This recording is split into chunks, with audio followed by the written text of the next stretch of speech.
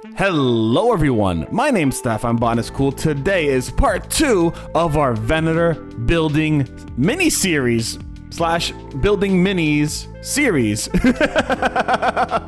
If you guys are enjoying my mini painting and my mini building videos, make sure to tell me down in the comments, like and subscribe. It's all free, 2 easy clicks, and if you really want to, you could change your minds later. However, I hope you enjoy your time with me. Thank you all for all your support. Let's get into the rest of the video. Now, this mini building venture was a lot of fun. I actually finished it, and you'll see the final part next week. However, this part was all about building the center area where we're gonna have the pyre for the command bridges and supports for the things like the ventral hanger or the dorsal hanger. I keep forgetting ventral is the underbelly, dorsal is the top, so the dorsal hanger. So we're gonna be putting a lot of that down and actually starting to get ready to make those areas for the gun placements on the sides. The Venator has, I believe, dual turbo lasers, 8 of them, and then it has a few point defense systems. It's not a great capital ship. It's a great carrier though. But throughout it all, we basically made the spire for the command bridges, and I still don't understand why the Venator has 2 command bridges. It's something that's kind of befuddled me. Like, I kind of get it if you want a backup command bridge, but at the same time, it's like if you have 2 command bridges and you have equal like control of the ship from both command bridges, why not have 1 command bridge? I guess if one's destroyed, sure, but at the same time you're still losing half that manpower.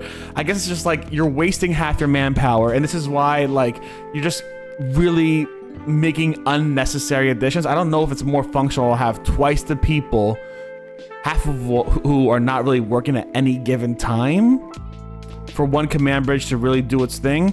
I also guess you have 2 smaller targets instead of 1 giant target like the ISD does, but still, it's a little weird for me. I don't understand why there's 2 command bridges. Maybe one's a decoy, and maybe one's the actual one that works. And then if that happens and the one that actually works is destroyed, then you're kind of screwed and you have an empty command bridge. See where I'm getting at? I don't understand it. I don't get it, but hey ho. That is their design flaws. That is their design philosophy, whatever they want to do. However, we did get to probably the most annoying part of this mini, macro, whatever you want to call it, which is simply the engines. You guys saw it a little while ago. These engines are a pain in the ass to build. That really big one kind of reminds me of a lightsaber though. So like, I love it. But these engines are a pain in the ass to build. You have to fold the paper, and even though the paper is like perforated in certain areas to help it fold a lot easier, it's a very tight fit. So I had to use my mini tool or my multi-tool actually to kind of bend certain cardboards into other pieces of cardboard to make sure it fit right. And it was a big pain in the butt. I'm not gonna lie. It was difficult. It was annoying.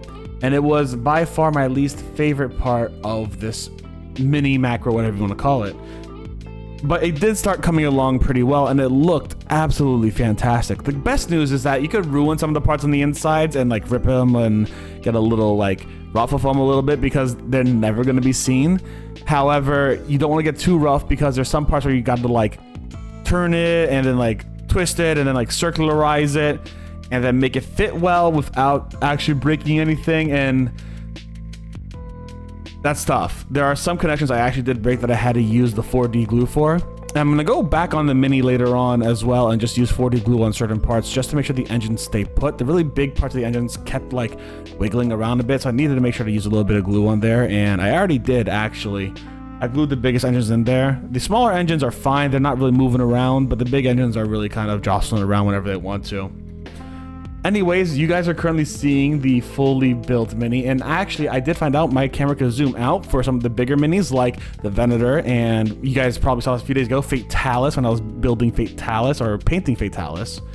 So I don't like how it looks like this very well, but because you see that really ugly stand I got, but at the same time I kind of gotta do it like this, so we'll see how it goes sometimes. Anyways, I hope y'all enjoyed the mini building video. If you guys did, make sure to like and subscribe. It is the best way to support me. It's 2 free easy clicks and it gets me up in the algorithm.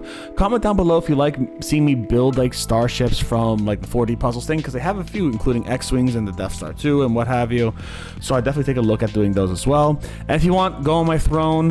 You can send me some minis my way and some paints my way. I'd be extremely grateful. But again, do not feel obligated. That's only if you want to support me more intimately. Thank y'all very much for hanging out with me today. I hope you had a good one. Y'all, stay safe, stay Botanist Cool. I'll see you for the next video. Bye, everyone.